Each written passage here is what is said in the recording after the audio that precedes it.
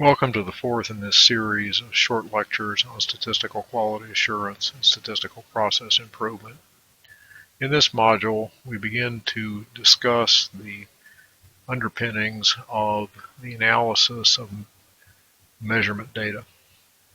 We begin with a discussion of the probability modeling that's used to support statistical inference.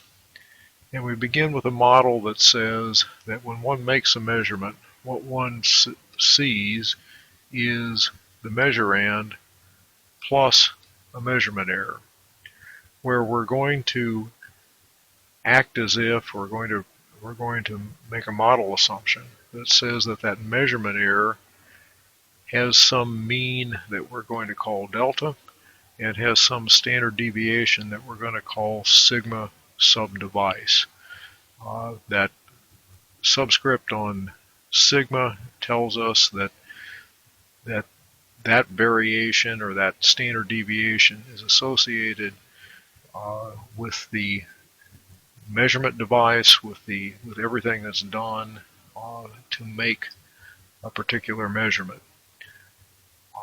This can be illustrated in pictorial form in this simple cartoon or simple picture here that says if we have a particular measurand and make a measurement, what we'll see are observations or measurements that are not necessarily centered at the measurand, but are centered at the measurand plus this bias delta, and they have some natural variation that's described by sigma sub device.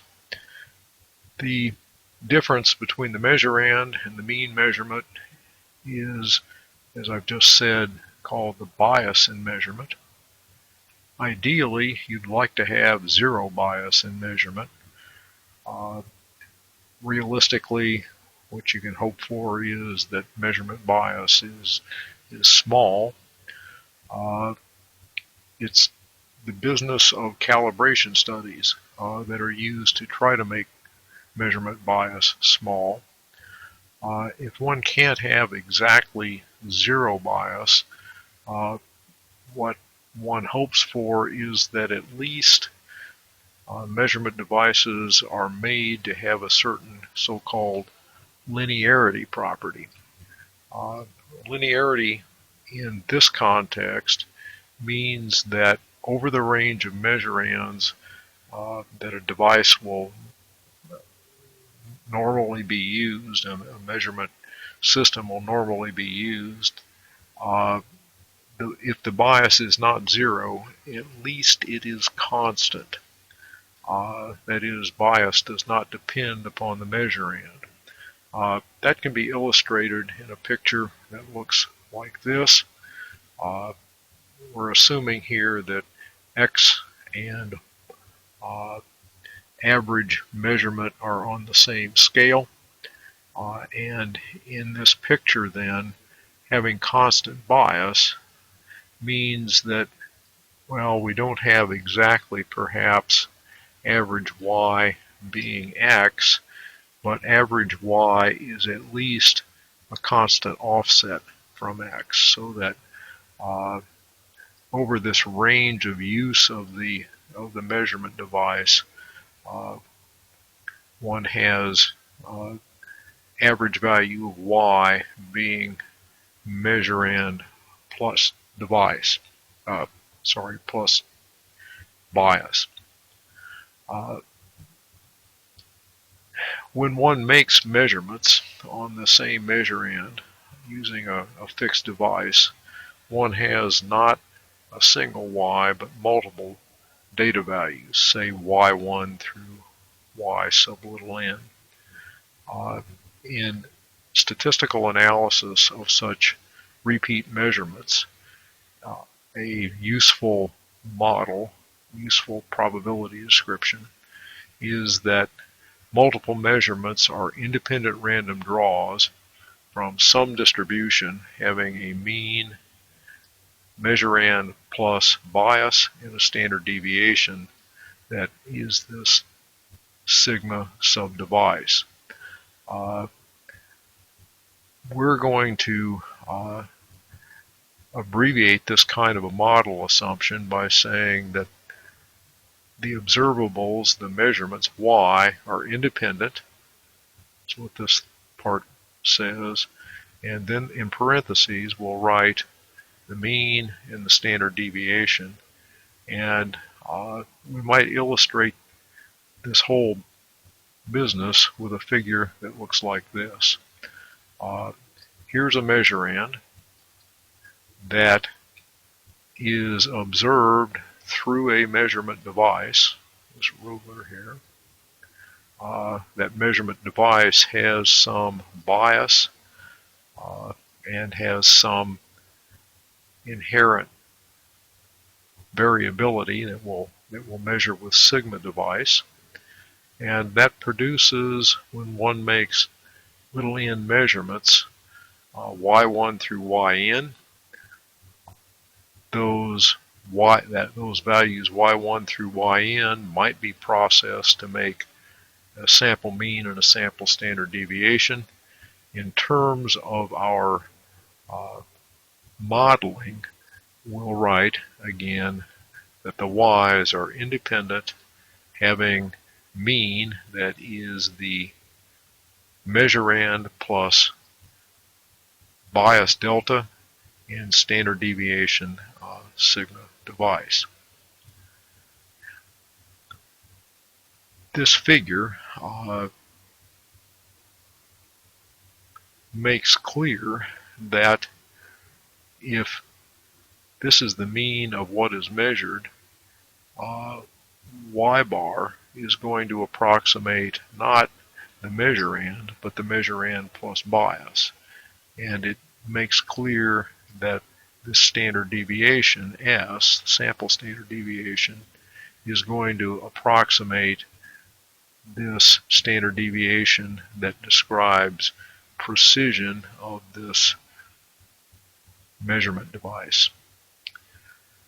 Most often in quality assurance contexts, there's not a single measurand, but rather multiple measurands that are coming from some kind of production process. In this context, we're going to extend the basic measurement model by assuming that the measurand X is a random variable. In this context, variation in X captures or describes process variation, not just measurement variation. If the device is linear and the measurand is itself, say, normally distributed with a mean mu for X and the standard deviation sigma for X, so now there's a mean that describes the process that's generating measurands and a standard deviation that describes the process that's generating measurands. If the device is linear, the measurand is itself normally distributed and independent of measurement error, then we have this basic equation, but now not only is this a random variable, but this X is also a random variable. Now, it's a random variable that has mean that is the mean for the measurands plus bias, and it has a standard deviation that is not simply the standard deviation for the device, but is the variance for the device plus the variance for the process, square root of that. And so I've written here that this observed standard deviation in measurements, or this standard deviation in measurements, is bigger than the standard deviation of the process. These relationships come from the so-called laws of expectation, and variance from a basic probability or statistics course. If they don't look familiar to you, you need to go back to your probability text and have a look at properties of sums of independent random variables, and basically convince yourself that, oh yeah, you've seen those two relationships before.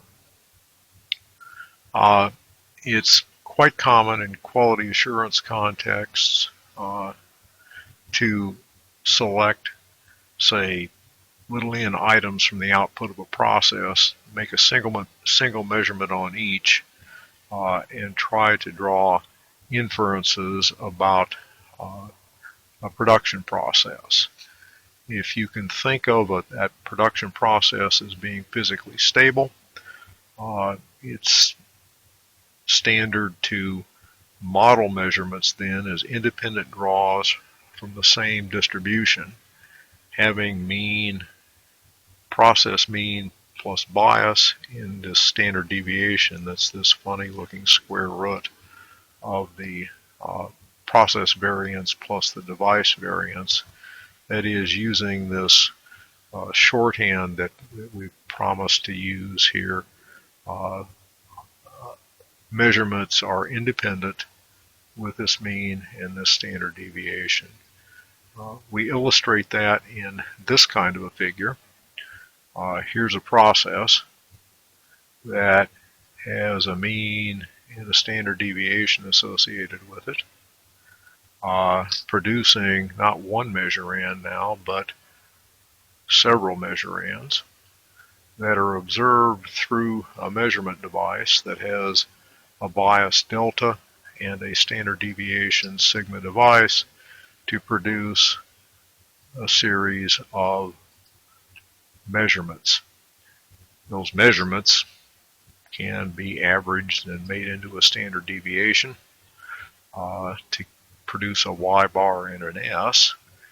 And the shorthand for the modeling that we'll do is that measurements are independent with mean mu sub x plus delta and standard deviation, this Pythagorean looking thing here. At this point, you're supposed to notice that the two pictures are not that we've seen in this module. This one and this one are not the same. They both have associated with them in measurements. There's this and there is this. Both of them have associated sample standard deviation and sample mean, but those sample standard deviation and sample mean are approximations of different things.